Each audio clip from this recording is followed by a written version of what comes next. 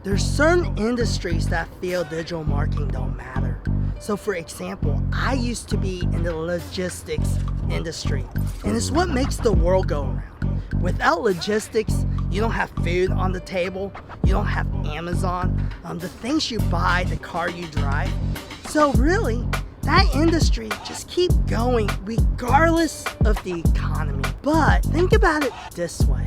When it comes to that industry, they pour thousands and thousands of dollars per year on just being on journals, being able to send their people to conferences. The executives speak at these conferences because of the ability to put themselves out there and to set themselves apart.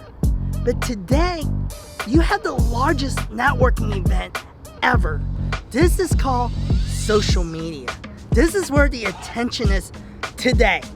No longer is it TV or radio or even conferences due to the pandemic, right? You're able to connect on a global level with, let's say, thousands to even millions of people. Thought leadership is so important in certain industries, and being able to stand out from your competition and being original, being the first.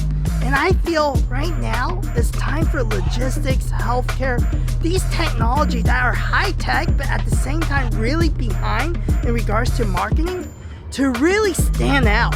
There's room for you, and you should do it today and not wait.